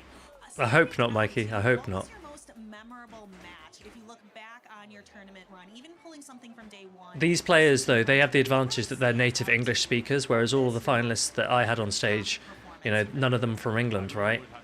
Galax, not English. Paula, obviously not English. Logan, he's Irish.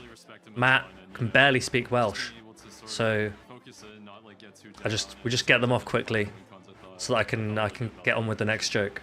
Yes, taking out the California King out of a California tournament is certainly something to be proud of. And just what other final thoughts do you have? Is there anyone you want to shout out here? Yeah, for sure. You know, shout out two of my faction teammates, the Elite TMs and Deoxys Alberta Forum. You know, they've always been supporting me, love them a ton. Shout out to my boy Alex, he knows who he is. And yeah, that's about it.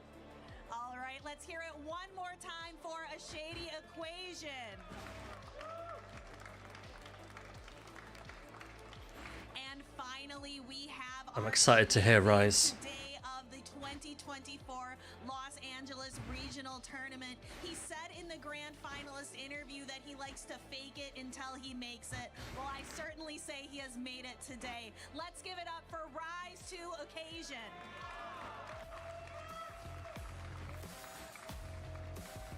Man like Rise. Yeah, that was a good callback. They need to lift the camera. He doesn't fit in the camera.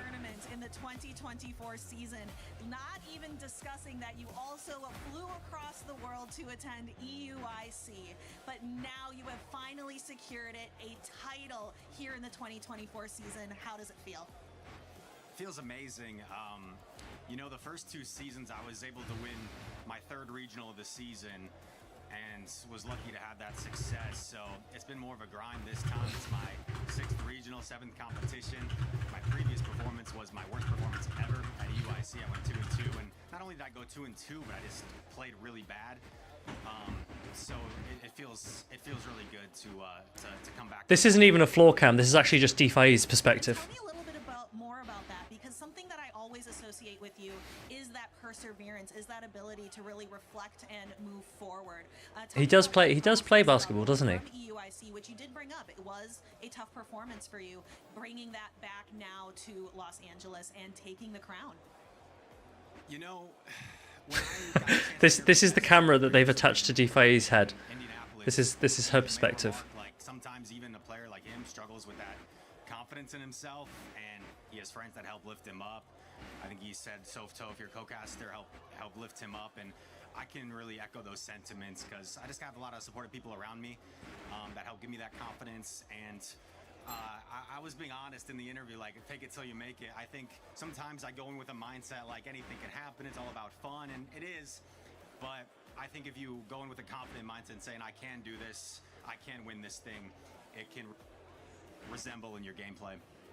Yes, and what is next for you? Will we see you at NAIC before your Worlds performance? I'll be at NAIC. Rise, why are you going to NAIC? You already got a regional title. Because I like to compete, I like the competition, and I'm looking forward to seeing everybody in a couple of weeks. We are all looking forward to it. It's the first regional won by Rise this season. He has won a regional every season that we've had the Play Pokemon circuit. It's his 3rd win in total, his 1st of this season. A shady equation. He's very good. Inadequate practice tourneys this week, and they both 3-0'd me in the last one I did. So it was kind of ironic that I got a chance to rematch here, and so inadequate practice tourneys have been getting a lot of love lately, and that's one thing you can do to practice, and yeah. All right, huge shout out to Martine. Any other last shout outs for you, Rise? So I've gotten some flack in the past for being too generic with my shout outs. Rise vs Dune NAIC finals. That would be cool. That would be cool. I want to thank my family, my mom, my sister, my dad, my brother-in-law Dean. This weekend I got the chance to visit family in Fullerton, California that I haven't seen in like a decade. My cousin Jimmy's here right now with his fiance Hannah, and shout out to my Uncle Joe, Aunt Carol, cousin Mike for all. We had like a little barbecue pre-Memorial Day. Don't want to embarrass your co-caster Softo, but shout out to her. She's been a really supportive friend, and I feel really appreciative that she's always had my back through whether I'm doubting my gameplay or my skills, or whether I'm questioning if I'm good enough to get other opportunities. Yeah, he is going on with these thank yous. So I appreciate you more than you know. And then That's cute though. shout out to my Dallas local scene. Dunebug, Mango, Arrow, Bopper, everybody that I play against. It's great prep for these big events. And honestly, seeing people like Dunebug and SJ and Paulasha, she's been killing it overseas. They inspire me to up my game and to try and strive to be. Yeah, Doombugs is local. They're good friends. Thank y'all for the inspiration. All right, let's give it up for the very best here today. Rise to occasion. He doesn't know where to put his hands. Congratulations again. And that is going to wrap it up here for the awards ceremony. Let's go ahead and close it out over in the lounge. Thank you, DeFi. Yeah, we're here back in the lounge. The dust has finally settled over the last regional competition for North America this season. Guys, I don't know where they're originally from, Blaze. I don't know where they live right now, but they were locals for a while. I think Dune might have actually just moved away, so I'm not sure. I'm just so impressed not only by the skills of Rise, but with how much play Umbreon seemed to have in matchups like versus Cresselia, especially versus neutral matchups like Lantern. I think that we're going to be seeing some of it at the North America International Championships. Yeah, and what about you, Softup? You had a nice shout out from Rise there at the end as well, and I think a lot of trainers. Yeah, I thought they were both based in Texas now. That's what I thought. Rise is certainly a very humble trainer. Very happy to see him, like you said, Wholesome, etch his name into the history books. The only trainer to win those 3 regional championships in 3 different seasons. But I'm really happy to see a couple other trainers as well who haven't quite made it so far before, like Existing Monkey, really making a name for himself. I'm sure we'll see more of him next season. Yeah, speaking of all these other trainers, let's go ahead and take a look at the brackets of all these trainers who have made it on to day 2, starting with the loser side. Right, team. I think that is all for us this evening. What time is it? It's 1 AM for me. We've been going for 7 hours, 2 hours less than yesterday. If there's someone that you'd like me to raid into, just shout. What a performance from Rise. Dark Pulse Umbreon. Dark Pulse Umbreon has won an event. Pretty sweet. Mikey, good night, good night. See you in Bologna. See you in Bologna, my friend. Who knocked him down from the winner side of the bracket where Shady Equation came in from, and then like we talked about, all of these trainers just doing a fantastic. I'm just gonna throw you back into the main Pokemon Go stream, okay? I think that's the stream. Team, thank you very much for joining. I will be back. I will be back maybe tomorrow evening. If not tomorrow evening, then Wednesday evening, and then I'm off to Bologna, and I will catch you guys very, very soon. As well as the farm down opportunities that the fast